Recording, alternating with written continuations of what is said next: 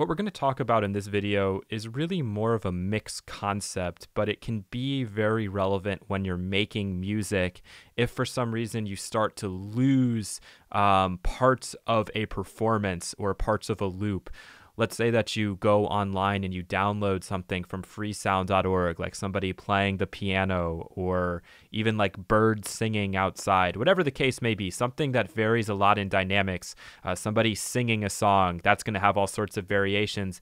And as you're going through and you're making that track and you're adding in a lot of different sounds and new instruments and drums, part of that performance is lost, as in you just can't hear it anymore. Compression's not really a difficult concept, right? If you can't hear part of that performance and it's really vital to the song, then you need to kind of compress it. You need to limit that dynamic range so that you can bring the volume up afterwards. And a lot of people learn compression just like that and don't think that there's anything else to it, and then they do it to everything. Well, you can't do it to everything, because then you're just going to go back to where you were before and you're going to start to lose parts of the performance again. So this is all about compromise. But I think I have 3 examples here, and I'm going to walk you through my thought process so you can understand my intentions and why I would be making these changes. And for you, you may not draw the same conclusions. And if you're not drawing the same conclusions, that's totally okay, right? Like if you think what I'm doing is completely the wrong thing, that means that you have an intention yourself in your head, and that's all this is about. It's about making choices, and we're all different, so we're all going to choose to do things differently. So here's a piano performance that I've recorded using that City piano, just random notes played in here. And the one thing that's kind of annoying about this is that the release samples are really loud. So when you hear like the keys letting go, you can really hear that here. And when I compress it, it's only going to make it worse. But I'll explain why I might want to compress this performance a little bit. So here it is, the piano part.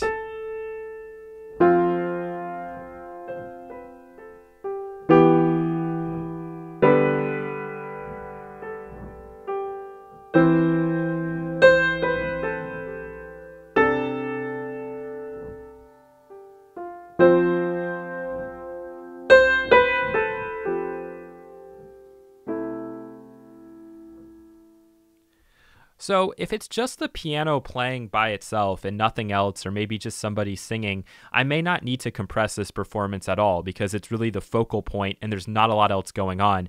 But let's imagine that drums got thrown in here and strings and I don't know, some other crazy sounds in the background, percussions and other effects. At that point, I might need to compress this performance a little bit so that when we get to some of those nuanced sections, some of these quieter sections, we can still hear it against everything else that's going on. And so this isn't like extreme compression. This might just be something kind of subtle, and I would do it in context with the other stuff that's playing in the background to make sure that I compress it only as much as I have to, because just making something louder doesn't really make it a better performance. You want to try and keep the performance as much as you can, and this was a very dynamic performance, some really loud notes and some soft notes, but in the context of like professional music and popular music and being able to hear everything, you might have to compress it a little bit. So I'm going to grab our compressor here, turn all of these guys off, go into the wideband mode, have the loop on here.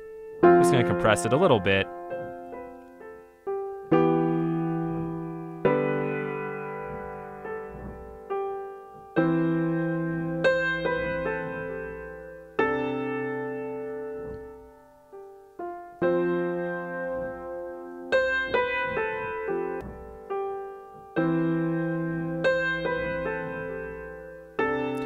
And here I really want some kind of realism, or I should say I don't want to hear the compressor working.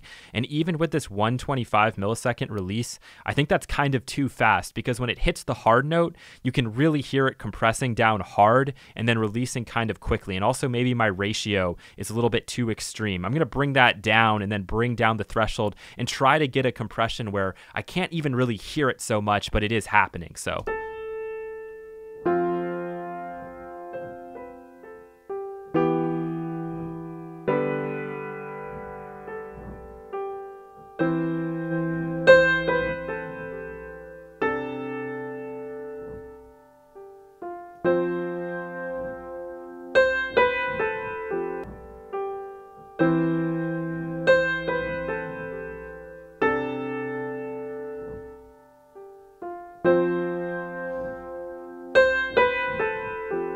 Okay, so I'm pretty happy with that. And we can see that we're getting about 3 decibels or so of gain reduction. So I could add a little bit of output gain here. We'll just add 2 decibels for now. And then what we'll do is we'll bounce this and we'll listen to the 2 versions back to back. So you can maybe hear a difference, or if everything goes according to plan, hopefully you won't really be able to hear that much of a difference at all.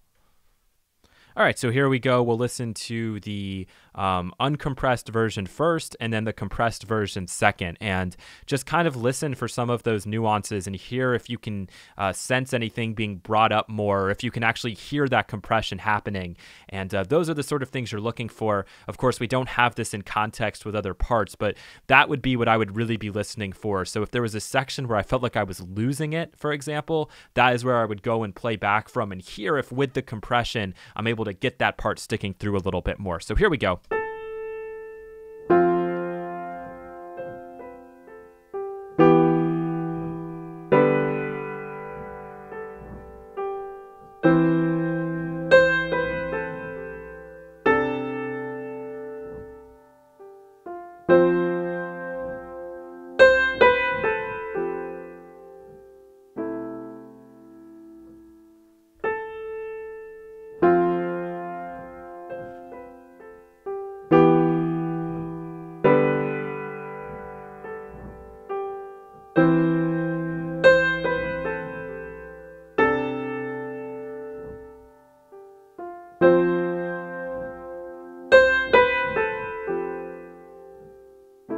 Close mic recording. So there you go. Those are the 2 of them played back to back. To me, I could hear the compression a couple of times, but I think that if I had other parts in the background, it may not be quite so noticeable. All right, so let's move on to the second example here. And this is a really extreme example, but imagine if you had a vocal performance where in the chorus, the singer is a lot louder or a lot quieter than in the verse. You're going to probably need to make some gain adjustments to get everything evened out and sounding natural. So here's what we have. Close mic recording, close mic recording. Whispering away from the microphone. Whispering away from the microphone. So I could take my compressor again, and what I would do in this case is I'd want to make sure that I'm bringing down that first part quite a bit. That's a lot louder. And then the second part, I probably don't want to see any compression at all, and then I'd bring the output gain up to kind of level these out. So let's go ahead and do that now. Close mic recording, close mic recording. We'll do a little more extreme this time. Whispering away. Close mic recording, close mic recording. And now you can hear all the imperfections. Close mic recording, close mic recording. Close mic recording, close mic recording. Whispering away from the microphone. Whispering away from the microphone. So let's see, how many decibels of gain reduction are we getting? Close mic recording, close mic record. Approximately 10. So by bringing this up 10, what it's really doing is it's taking that first part and bringing it down by 10 decibels. And in the second part, we're then going to be bringing it up 10 decibels. So let's listen to this now, before and after. Here's the before. Close mic recording, close mic recording. Whispering away from the microphone. Whispering away from the microphone. And after. Close mic recording, close mic recording. Whispering away from the microphone. Whispering away from the microphone. So now, at least in the whispering part, you can kind of hear things a little bit better. You can hear it a little more clearly. It's not such a drastic difference. And it's really more of a timbral perception thing. Like if you hear somebody whispering at the same level that somebody would be talking to you, you're still going to perceive that the whisper is quieter, because from our experience, we know that whispers are supposed to be quieter than somebody talking. But actually, if this was a scenario, let's say that this was actually being used in some kind of a production, I wouldn't use the compressor. I would just go in and adjust the clip gain. So I'd go into gain here and I'd go to the second part here and just bring it up pretty considerably to try and get a little bit closer. So close mic recording, close mic recording. Whispering away from the microphone. Whispering away from the microphone. So I'd probably do that to start and then maybe go in and compress it a little bit further. And at least in this case, I wouldn't have to be as extreme or heavy-handed with the compression. I could do it a little bit more subtly, and so it will sound a lot more natural. So that would be a second example. And in the third example, we're going to be looking at this drum loop. Now, this is kind of a special case because it's already been processed, and I'll explain to you why I know it's been processed. So let's take a listen to it here. Make sure we have nothing on there. Good. Listen back.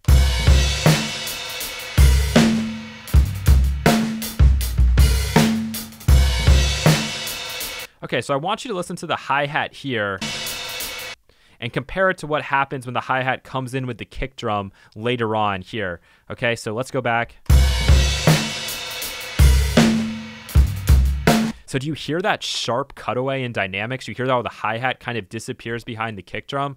This has either already been A, compressed, which is probably true on the recording, and B, it's been ducked, meaning that they set it up where when the kick drum triggers, the hi-hat mic would turn down. And for me, this is kind of then an unusable, well, I wouldn't say unusable, but it's a recording that I'd want to fix because I don't like the fact that that hi-hat ducks away there. For some productions, that's exactly what you're going for, but for others, maybe it wouldn't be as much. I don't feel like this needs any more compression, to be honest with you. Any more leveling compression is just going to make that more obvious. So I'd probably do a more advanced technique here to get something that, at least to my ear, sounds a little bit more realistic and less ducked in that one section. And I'll explain to you what I'm going to do. So I'm going to go and pull from that same compressor that we've been using before, but this time I'm going to use it as a dynamic equalizer. And so this is kind of a little bit of more an advanced technique, and I wouldn't recommend doing this unless you fully understand what I'm doing here and you have an intention. But what I'm going to do is focus on the high frequencies where I know that hi-hat is located.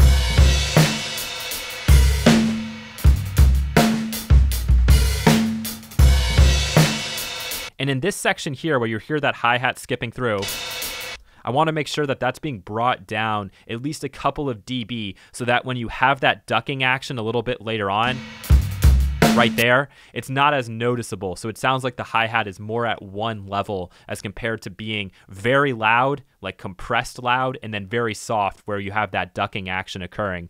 So I'll go in here and just set this up like so.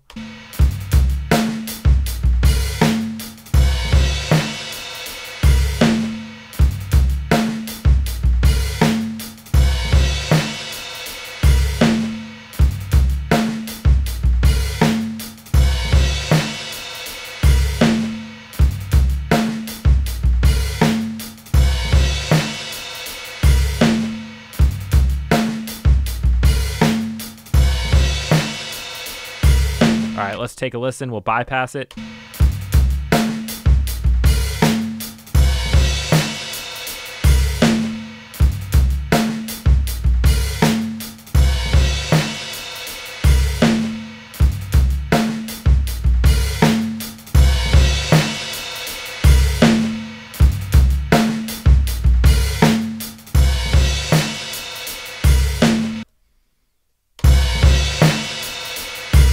All right, so before and then after.